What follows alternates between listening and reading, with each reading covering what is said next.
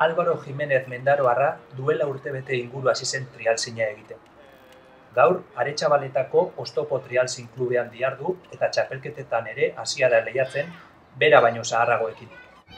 Hasi besterik ez da egin, baina bizikleta gainean duen trebesia ikusita eta bildutako lorpenak aintzat hartuta zeresana emango du mutilak.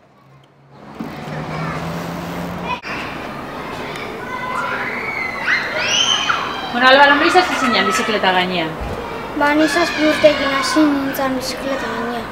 Entzun dut, Elgoibarren San Bartolomietan geratu zinala harritsuta, San Bartolomietan egon zen erakustaldi baten.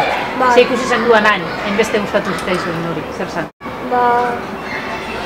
Nola igotzen ziren lekuetara, nola ipintzen ziren bera batera eta gauza.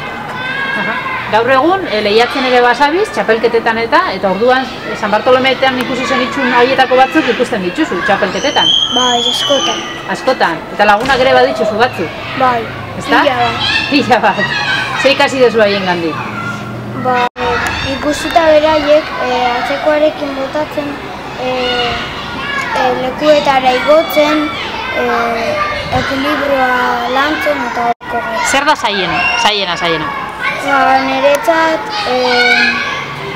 oreka aukitza.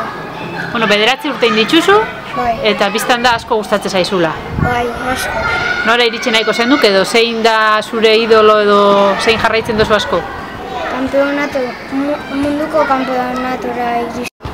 Eta zure irakaslea ere, entzun dut Euskadiko txapelduna izandakoa da, zein da zure irakaslea? Aitor Murua. Eta zesaten dizu Aitorrek?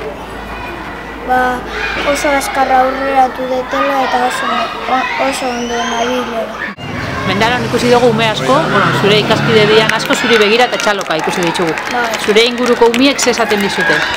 Nola ibiltzen naizen eta ni ez nukela egingo hori. Beldurtuta? Jarraitzen dute? Zuk beldurri badaukazu? Ez. Mendaroko harri eta txoko guztiak ezagutuko dituzu, ez? Bai. Eta zein da zure gustokoena? Hemen Aizbeltzeko. Aizbeltzeko hemen, San Jose plazako harri hauek? Bai. Beste harriren batzuk jarri biako ditugu orduan? Bai. Ja horiek ondo menperatuta dituzu eta?